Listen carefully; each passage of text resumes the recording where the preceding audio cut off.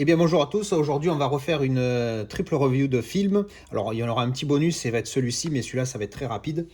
Alors ça c'est un film coréen que j'ai vu hier ou avant-hier.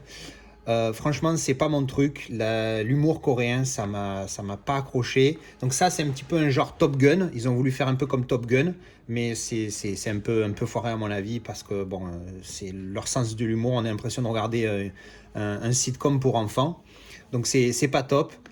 Au niveau du Blu-ray, de la qualité, l'image elle est top, hein. C'était un 2K DI, mais il a été filmé en 4,5K. Donc bonne qualité, mais encore une fois, le film très mauvais. Enfin, j'ai donné 3 sur 10 parce que voilà, c'est pas top. Donc ça, c'était une petite mention. Et on va passer maintenant au menu principal. Ces trois-là, donc c'est 4 en 4K, deux vieux et un très récent. Alors on va aller dans l'ordre. Alors premièrement, Universal Soldier. Alors Universal Soldier, j'ai des... Bon, déjà le film, hein, j'aime beaucoup, ça a été juste une confirmation. On va plutôt parler de l'histoire du transfert en 4K. Pour l'histoire, si vous connaissez vraiment pas ce film, qui pourtant il est des années 90, donc vous le connaissez certainement. Grosso modo, c'est deux soldats du Vietnam qui sont tués au Vietnam, et en fait on se sert de leur corps 25 ans plus tard pour créer des soldats universels, donc des soldats super puissants, machin, qui sauvent des gens lors des prises d'otages. Et donc c'est l'histoire de celui-ci, donc de Van Damme, qui a des souvenirs de son époque, de quand il était vivant, et donc c'est cette histoire-là. Alors, pour parler du transfert, puisque bon, on est plus focus là-dessus dans ces vidéos, alors déjà, j'ai remarqué un truc énorme quand j'ai mis le 2K après avoir visionné le 4K, c'est que les barres noires étaient plus larges sur le 4K que sur le 2K. Donc ça m'a choqué, donc c'était suffisamment conséquent pour qu'on s'en rende compte. Aussi, j'ai remarqué quand même que le 4K, c'est une vraie amélioration par rapport au 2K, comparé à certains où la différence elle est très négligeable et je ne recommande pas du tout d'upgrade pour le 4K. Là oui, parce que le 2K est bien, attention, il n'est pas dégueulasse, hein, mais le 4K est vraiment mieux, on sent vraiment une différence, c'est beaucoup plus net, les couleurs sont mieux gérées grâce au HDR, hein, bien évidemment. Donc pour celui-ci, je recommanderais un upgrade si vous n'avez pas le Blu-ray et si vous trouvez le film pas trop cher non plus. Je pense pas que ça vaille 15 ou 20 euros, mais si vous le trouvez vers 10 euros et que vous aimez ce film, allez-y, mais sinon je recommanderais pas l'upgrade, enfin autrement que ça. Mais sinon c'est un bon transfert. Ensuite, on va passer à Power Rangers. Alors oui, c'est Power Rangers, c'est ce qu'on a vu quand on était petit. Donc c'est cette sitcom un peu pourrie, hein, de l'époque, hein. Maintenant quand on la regarde on voit que c'est pourri. Pour parler du film vite fait, bon ben pas grand chose, hein, c'est Power Rangers. Une chose positive que j'ai notée sur ce film, c'est que ça correspond bien à ce qu'on voyait quand on était minot. C'est-à-dire que il y a le méchant qui arrive, alors il y a les jeunes au début qui sont recrutés d'une manière, bon après ça je sais pas si c'est réaliste par rapport à ce qui se faisait à l'époque, mais bon voilà, les jeunes sont recrutés, ils sont entraînés, puis après il y a le méchant qui arrive, on bat le méchant, puis après le méchant il est battu mais il redevient très gros et tout ça, enfin bref, tout le cliché de ce qu'on avait, le plot qu'on avait à l'époque, ben, c'est bien retransmis dans ce film là, mais ça reste Power Rangers quoi, c'est pas la folie.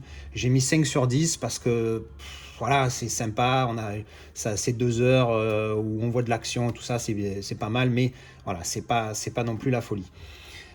Par contre, pour parler du 4K, alors là, moi si je l'avais pris, c'est parce que j'avais vu plein de vidéos qui le recommandaient, parce que justement c'était une très bonne qualité, il a été il a été DI en 4K, il a été filmé en 5.6 et en 5.6 et 7K je crois, non pardon, 4, 5, 6K, donc c'est une très bonne qualité d'image.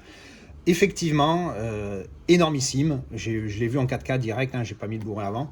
Super qualité, rien à dire là-dessus. Il n'y a pas de grain, pas un pet de grain, et ça c'est pas négligeable. Super qualité, c'est net. Le HDR a bien son effet quand on voit tous les costumes des différents Power Rangers. Il n'y a rien à dire. Par contre, quand à la fin du film, j'ai mis le 2K pour faire la comparaison, honnêtement, hein, j'ai pas vu de différence. Enfin, j'en ai vu une, mais elle est tellement minime que pour le coup, si vous avez le 2K, franchement, le 4K, il vaut pas, sauf si vous le trouvez à la 2-3 euros, ce qui n'arrivera jamais.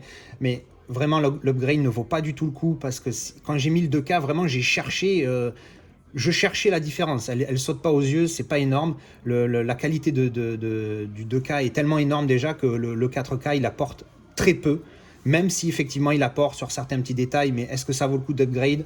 Non, surtout pas s'il faut dépenser plus de 10 euros. Là pour le coup, si j'avais eu le 2K avant, je pense que je ne mettrais pas plus de 3 euros. Pour moi, ça vaudrait pas plus de 3 euros d'upgrade. Mais sinon, la qualité est énormissime, un petit peu à la Gemini Man, même si c'est pas en 60p. Donc du coup, c'est pas la même, il n'y a pas cet effet soap opéra qu'on peut avoir dans Gemini Man, mais c'est quand même pas mal. Et on finit donc avec Red Heat. En français, celui-là, c'est Double détente, pour info. Hein, titre de merde, mais bon, on n'en est plus là sur les titres en français. Donc Red Heat avec Schwarzy et Bellucci. Donc le film, vite fait, si vous ne connaissez pas, deux flics, un russe. Alors c'est un film de 88, donc ça se passe à l'époque de l'URSS. Donc un flic soviétique, un flic américain, un dealer de drogue russe qui part aux États-Unis faire son business. Schwarzenegger est envoyé aux États-Unis pour le ramener parce qu'il s'est fait arrêter après un contrôle de police, tout ça. Évidemment, ça se passe mal, sinon il n'y a pas de film. Et du coup, il est obligé de bosser avec le flic américain, donc Bellucci, pour arrêter le dealer. Et donc c'est bon, c'est classique, hein, de film des années 80 où on arrête les méchants. Mais là, il y a cette idée de flic russe et flic américain. Et pour une fois, ce que j'ai noté, ce qui est très rare dans les films américains, c'est que pour une fois, les soviétiques ne passent pas pour des enfoirés. Alors que d'habitude, c'est toujours les méchants, ils sont toujours c'est horrible et blablabla, et les Américains c'est meilleur. Là, non. Là, pour le coup, ils sont vraiment sur un pied d'égalité, et à aucun moment j'ai senti les Soviétiques passer pour des pourritures comme les Américains aiment bien les faire passer dans leurs films, surtout à l'époque. Mention spéciale pour Rocky IV, pour ceux qui l'ont vu, ils comprennent de quoi je parle. Donc ça, c'est le film, le transfert du 4K. Alors nickel, pas de problème. J'ai noté un peu de grain, mais pas énorme. C'était genre dans des backgrounds derrière sur des ciels ou dans des scènes très sombres où on voit le ciel, parce qu'il y a des scènes très sombres. C'est un film qui est assez sombre en général. Il y a des scènes qui sont sombres, mais où il n'y a pas de grain du tout. Donc ça, c'est pas mal. Après, j'ai noté un peu de grain par-ci par-là, mais c'est vraiment pas gênant.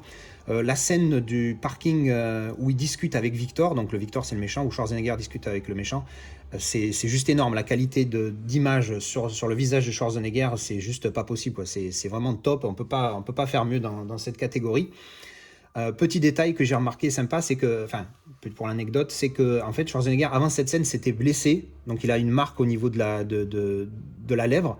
Et pendant la scène du parking, alors qu'une minute avant il a la blessure, ben là, boum, comme par magie, il a plus. Donc ils ont dû oublier de mettre un petit coup de maquillage avant de faire cette scène. Et après la scène, boum, il a la blessure. Donc bon, ça c'était la petite anecdote. Après, au niveau du transfert, donc comme je disais, qualité pas mal, un peu de grain, mais c'est vraiment pas gênant. Et comparé à Universal Soldier, pour le coup, j'ai mis le 2K après, et si vous avez le 2K, ça vaut pas le coup d'upgrade pour le 4K, parce que la différence, oui, elle y est, mais vraiment pas terrible. Parce que j'ai remis cette scène du parking où on voit beaucoup de gros plans, et effectivement, au niveau du visage, ça reste nickel, mais ça reste mieux en 4K, mais le 2K était déjà pas mal, donc pour le coup, je recommande pas l'upgrade pour celui-là. Donc voilà, donc ça c'était ma petite revue de ces 3 films en 4K plus le petit bonus coréen. Merci d'avoir regardé la vidéo et à bientôt. Et oui, elle est toujours là, pendant que je fais mes vidéos, en train de ronfler.